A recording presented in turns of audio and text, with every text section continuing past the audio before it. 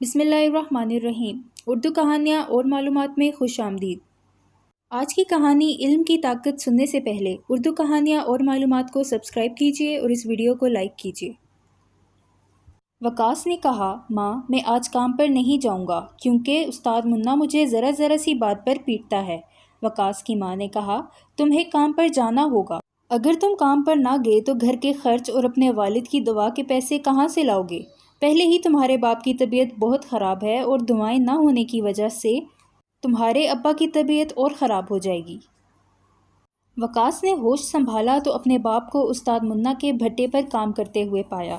وقاص کو اسکول میں پڑھنے کا بہت شوق تھا۔ جب وہ بچوں کو اسکول جاتے دیکھتا تو اس کا دل بھی چاہتا کہ وہ بھی ان کے ساتھ اسکول جائے، لیکن وہ اپنی اس خواہش کو پورا نہیں کر سکتا تھا کیونکہ اس کے والد کی تنخواہ ہی اتنی کم تھی کہ گھر کا خرچ بڑی مشکل سے پورا ہوتا تھا۔ ایک دن وقاص گلی میں کھڑا بڑی حسرت سے بچوں کو اسکول جاتے ہوئے دیکھ رہا تھا۔ اسد جو اس کے گھر سے کچھ فاصلے پر رہتا تھا، وہ اچھے گھرانے سے تعلق رکھنے کے باوجود ذرا بھی مغرور نہ تھا۔ اسد نے دیکھا کہ وقاص حسرت سے بچوں کو اسکول جاتے ہوئے دیکھ رہا ہے۔ وہ وقاص کے پاس گیا اور بولا، اے دوست، تم ان کو اتنی حسرت سے کیوں دیکھ رہے ہو؟ کیا تم اسکول نہیں جاتے؟ وقاص نے کہا کہ میرے گھر کے حالات اتنے اچھے نہیں کہ میں اسکول جا سکوں۔ اسد نے کہا، اگر تمہیں پڑھنے کی اتنی خواہش ہے تو آج شام میرے گھر آ جانا، میں تمہیں پڑھنا لکھنا سکھا دوں گا۔ اس طرح وقاص کو پڑھنے لکھنے کا موقع مل گیا۔ وہ اسد کے گھر جانے لگا۔ اس نے کچھ ہی دنوں میں اتنا سیکھ لیا کہ وہ حساب کتاب کرنے کے قابل ہو گیا۔ ان دنوں اس کا باپ کام کی زیادتی سے بیمار ہو گیا اور وقاص کو اپنے باپ کا ہاتھ بٹانے کے لیے بھٹے پر جانا پڑا۔ وقاص کے باپ کی صحت روز بروز بگڑتی گئی اور گھر کے خرچ اور باپ کی دواؤں کی ذمہ داری وقاص پر آن پڑی۔ وقاص بہت محنت سے بھٹے پر کام کرتا، لیکن پھر بھی بھٹے کا مالک استاد منا اس پر بگڑتا کیونکہ وقاص ہر مہینے کی آخری تاریخ کو تنخواہ لیتے وقت ٹھیکیدار سے جھگڑتا کہ وہ اسے پورے مہینے کا معاوضہ دے۔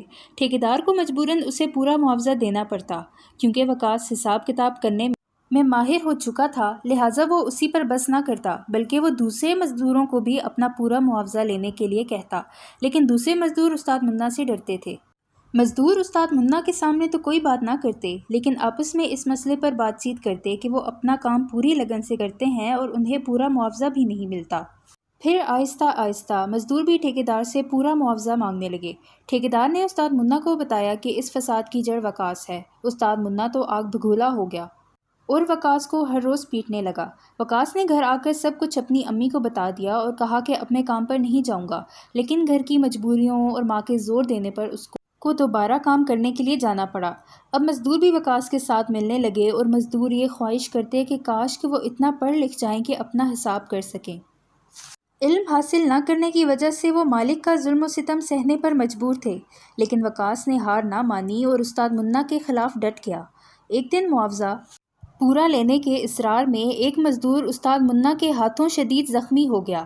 مزدور ڈر کی وجہ سے استاد منا کے خلاف کچھ کر نہ سکے، لیکن وقاص نے پولیس کو اطلاع کر دی۔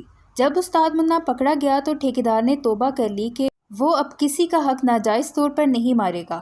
اس کے بعد مزدوروں نے بھی سکون کا سانس لیا۔ امید کرتی ہوں کہ آپ کو آج کی کہانی پسند آئی ہوگی۔ مزید کہانیاں سننے کے لیے اردو کہانیاں اور معلومات کو سبسکرائب کیجیے اور اس ویڈیو کو لائک کیجیے۔ اللہ حافظ۔